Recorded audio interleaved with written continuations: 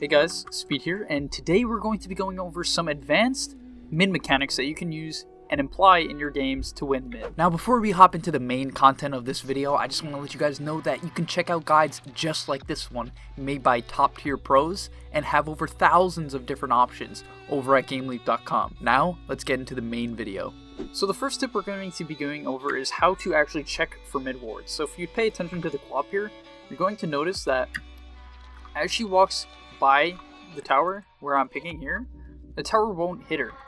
However, if I place a ward here and blink away, she'll get hit, right? She'll continue to get hit. So the co-op can know then that there's a ward here. Basically, if you're a mid laner, I'll do a demonstration just for second purposes. You can walk over here and stand right here, and if you get hit, you know there's a ward. If you don't get hit, there's no ward. Alright, next up is creep aggro. Now, you'll see here that if I right click on the co-op and walk backwards, the enemy melee creep will walk towards me. I can do it again. It will walk towards you. And why is this important? Because in many situations, especially for a low damage hero, you want to pull the enemy creeps away from them, away from the enemy mid laner, so that you can secure the CS in difficult positions. Often, if you're in a matchup where you do a lot less damage, you want to use this trick to drag creeps away. You'll notice now I get a free CS, and that's one great way, especially for a hero like SF, to secure early souls and early CS. As you probably already know, the creeps will aggro if they have vision of the target trying to initiate an attack move on you, and they will go to the enemy as a result. So you can abuse this knowledge to be able to test whether the enemy has a ward in their territory or not. So here you're going to notice I don't have vision of the co-op, so there's no way for me to actually aggro any creeps. I could aggro the range creep, or here I can try to aggro the melee creeps. There's no way, but if I place down a ward, I can see the co-op, right? And then that means I can use creep aggro, even from the low ground, right? So if the co-op sees me doing this, she will immediately know, or should immediately know, that I have a ward down. And that's another way in which you can cheekily spot out a ward from the enemy mid laner.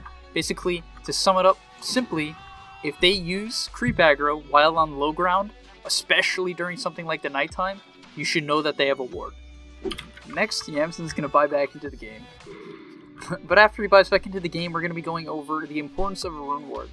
Now in a lot of matchups mid, you're going to be buying a bottle, but more importantly, you're going to want to control the runes so that you can have these odd power spikes that can even win you losing lanes. For instance, here we see a DD. This is a great example because double damage is probably the best rune to get in the early stages of the laning stage, and one simple rune ward can make a lane where I'm losing to a co-op and I'm down on CS to even or even ahead for me. Right, so it might typically be hard for me to get a CS there, but in these situations it's a lot easier.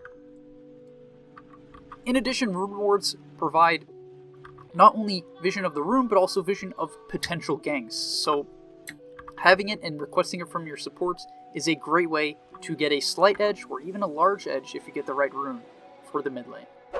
Following up from that, we'll be highlighting the importance of using spells to secure CS and harass enemies in lane. In a matchup such as Queen of Pain versus Shadow Fiend, the most important thing you can do is get as many last hits and denies as you want. In order to zone the other hero from being able to successfully get these last hits or denies, you need to use your spells effectively to make sure that you can not only get last hits with them, but also kill the enemy, or at least harass him. So you'll see here, I can right-click the SF and Scream of Pain without being able to lose the CS, and making a scenario where it's impossible for him to get the last hit. And if he tries to trade with me, he'll just lose the trade because there'll be less creeps. This concept is applicable in almost every mid matchup, and overall, personally, I think one of the most important things to do in every mid matchup is to be able to just trade your mana effectively. So another important tip in mid lane matchups is to always be ferrying regen out before you need it, because it might be too late when you need it, and as a result you might miss a creep wave or a rune or get ganked easily. All these things can apply.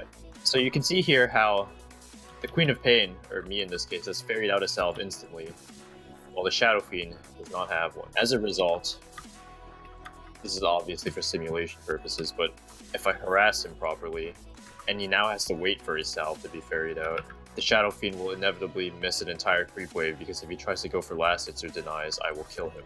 doesn't want that to happen. So as you see, if this is a real matchup and I'm at 200 HP and the cup is full, I basically can't approach the wave at all. It's just crucial that you have salves at all times, even in real matchups. This is something you see in 1v1s, where people do it like way out of proportion, simply because it's effective in 1v1s. However, in a real game, you always want to make sure, especially after the bounty runes, that you have a salve.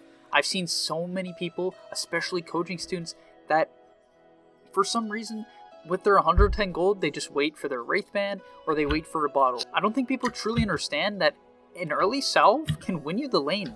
If the enemy doesn't have one and you do, you immediately have the innate ability to apply pressure even in hard lanes, even in lanes in which you should lose. You can actually win simply because you have more regen than them. Alright, thank you guys for watching this guide on mid tips. Hopefully this really helped some of you mid players. I know there's a lot of you out there, so we wanted to make this sort of in-depth guide on a lot of tips that I think you guys might not have known. So if you did know all of them, definitely let me know in the comments below. But also, if you think there's anything we're missing or something very important about any of the tips that we did give that we forgot, please let us know. Hey guys, before I leave you, I just want to remind you that over at GameLeap.com, you can check out guides just like this one, made by top tier pros. It will help you gain MMR faster, it will help you learn the game much more in depth, and overall, just increase the experience of your Dota gameplay as you will crush your opponents simply by knowing more than them.